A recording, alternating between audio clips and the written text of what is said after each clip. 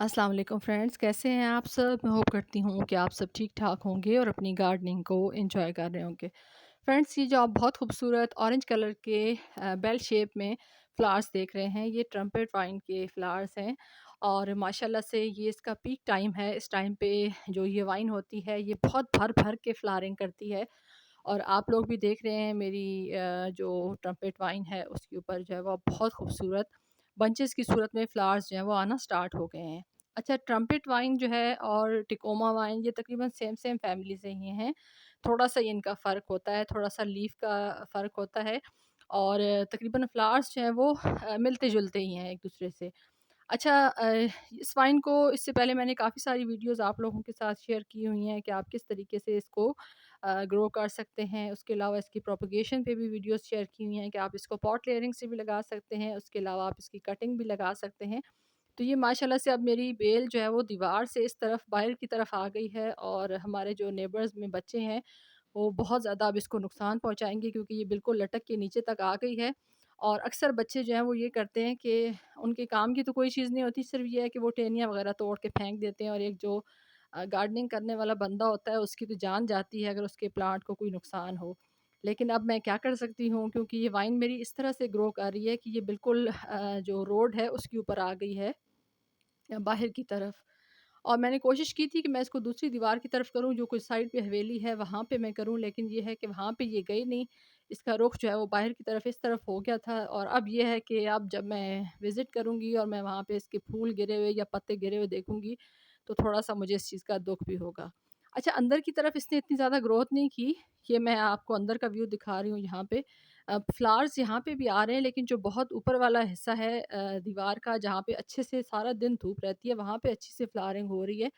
कुछ स्टेम्स जो हैं वो अंदर की तरफ भी आई हैं लेकिन ज़्यादा जो हैं वो बाहर की तरफ आई हैं। अच्छा, आप इसको कटिंग, पॉट लेयरिंग दोनों तरीकों से ग्रो कर सकते हैं। मैं बिल्कुल बहुत छोटी-सी ये एक लेके आई थी प्लांट, रूटेड लेके आई थी लेकिन बहुत ही टाइनी-टाइनी सी इसकी स्टेम्स थी जब मैं इसको लेके आई थी, लेकिन अब मैं आपको दिखाती हूँ। यहाँ पे थोड़ी-थोड़ी बड्स आ रही हैं जो शेड पे एरिया होता है, लेकिन ये है कि उतनी अच्छी ग्रोथ नहीं। ये देखिए अब ये इतनी मोटी-मोटी पेंसिल के साइज़ से भी बड़ी इसकी स्टेम का साइज़ हो गया है और ये इतने अच्छे तरीके से अब यहाँ पे ग्रोथ भी कर रही हैं और इन्होंने नेचुरली दीवार को इस तरह से पकड़ में कर लिया है कि ये 3 से 4 ब्रांचेज़ हैं और जिस तरह से ये चुटिया ख़वातीन करती हैं उसी तरीके से ये एक-दूसरे के साथ अंदर की तरफ मर्ज होके और इन्होंने दीवार को इस तरह मज़बूती से पकड़ लिया कि अगर आप इसको अब हटाना चाहें तब भी इतनी आसानी से नहीं हटा सकेंगे।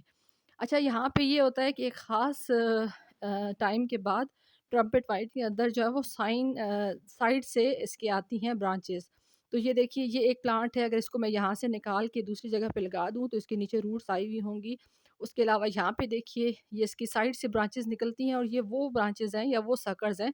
यहाँ पे ये देखिए इससे भी कम लेंथ में जब मैं लेके आई थी बिल्कुल बहुत छोटी-सी ये इसकी स्टेम्स थी और उस वक़्त में ये इस तरह से ये देखिए ये जो साइज़ है, इतना सा ये मैं प्लांट लेके आई थी उस वक़्त स्टेम की थिकनेस ये थी, लेकिन अब माशाल्लाह से आप देखिए कि इतनी थिक स्टेम्स हो चुकी हैं।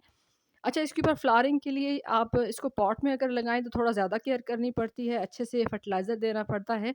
मेरी जो ये वाइन है ये लगी हुई है ग्राउंड के अंदर, ज़मीन के अंदर।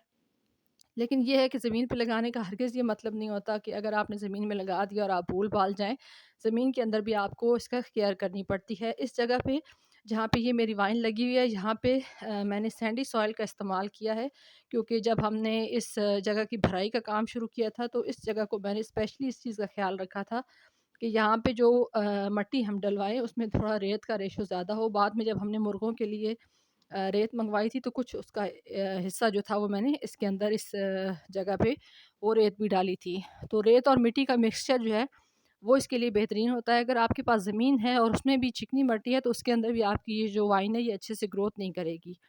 तो अब मैं एक दफ़ा फिर से बाहर से आ गई हूँ क्योंकि मेरा दिल कर रहा है कि मैं आपको बाहर का व्यू बार-बार दिखाऊँ कि इतनी खूबसूरत इसकी फ्लावरिंग हो रही है। और अगर आपके पास भी ग्राउंड है, ज़मीन है, तो फिर ये कर सकते हैं आप कि इस तरीके से अपने गेट के साथ, जैसे ये हमारे दोनों गेट्स के साथ दरमियान में लगी हुई है, कुछ टाइम के बाद ये दूसरे गेट तक भी पहुँच जाएगी। तो अगर आप इस तरीके से इसको ग्रो करते हैं, तो फिर ये देखने में बहुत खूबसूरत लगती है बाहर की तरफ जब इसके फ्लावर्स जो हैं वो लटकते हुए नज़र आते हैं। तो कुछ ऐसी जो बेलें होती हैं जिसके अंदर आप चाहते हैं कि आप अपने गेट का जो फ्रंट व्यू है वो खूबसूरत बनाएँ, तो ये जो हमारा इस जगह का व्यू है वो बहुत खूबसूरत लग रहा है सिर्फ़ और सिर्फ़ इसी वाइन की वजह से। और कितनी ढेर सारी बर्ड्स भी आई हैं, यानी जितनी स्टेम्स हैं, अगर 10 स्टेम्स हैं तो 10 के 10 के ऊपर जो है वो बर्ड्स आ रही हैं। कुछ जो है वो खिल रही हैं, कुछ जो है वो ख़ास तौर पे खिलने वाली हैं। अच्छा, इसके अंदर मैंने काऊ डंग का जो लिक्विड फर्टिलाइज़र है वो भी ऐड किया था। वीडियो देखने का बहुत-बहुत शुक्रिया।